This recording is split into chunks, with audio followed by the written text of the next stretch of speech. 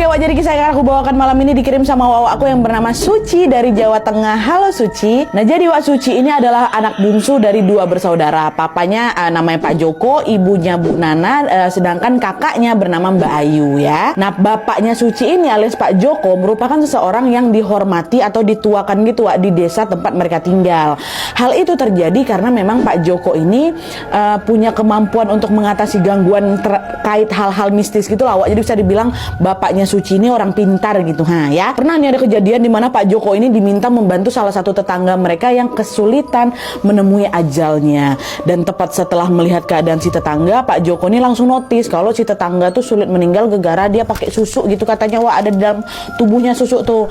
Nah, mengetahui hal itu Pak Joko pun akhirnya membantu si tetangga ini untuk melepas susuk yang bersarang di tubuhnya.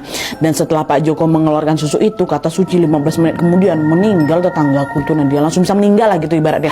Sebelumnya susah kali meninggalnya. Nah, berkat kemampuan dari kejadian itulah Wak, akhirnya Pak Joko ini pun menjadi orang yang mulai disegani di desanya. Pokoknya si Pak Joko ini dianggap bukan orang sembarangan lah gitu pokoknya ya. Nah, tapi Wak, meskipun dekat dengan hal-hal berbau mistis, Pak Joko sama keluarganya Suci ini sama sekali nggak pernah mengalami gangguan mistis yang berarti gitu.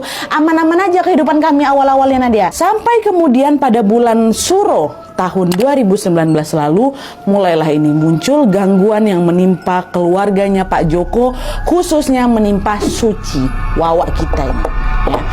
Jadi ceritanya pada suatu malam Suci dan keluarganya ini ceritanya lagi bersantai gitu di ruang tamu sambil menikmati hujan yang turun.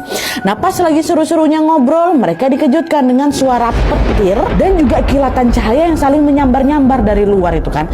Dengar suara dan pemandangan itu, Bu Nana, mama Suci bilang, Pak ini kok lama-lama hujannya jadi nyeremin kayak gini ya? Ibu kok jadi ngerasa nggak enak hati, Pak takut terjadi apa-apa katanya. Udahlah Bu, jangan banyak pikir negatif, berdoa aja lah semoga nggak ada apa-apa kata bapaknya. Iya ya Pak ya, berdoa terus ya nak, kata si ibu. Nah, tepat setelah mamaku ngomong kayak gitu, nah tiba-tiba listrik di rumah kami mati. Alhasil suasana di rumah mereka jadi gelap gulita, kan tengah malam tuh. Nah, di sini gantian Suci. Waktu mati lampu tuh udah nggak enak perasaan aku tuh Nadia. Nggak pernahnya kayak gitu Wak. Tapi dengan cepat dia langsung mengusir rasa takutnya kan.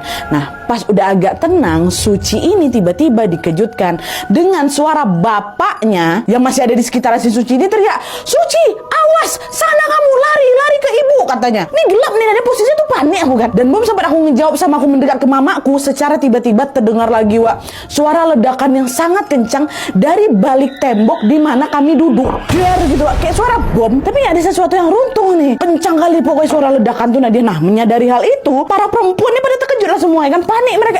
Pak ada apa nih?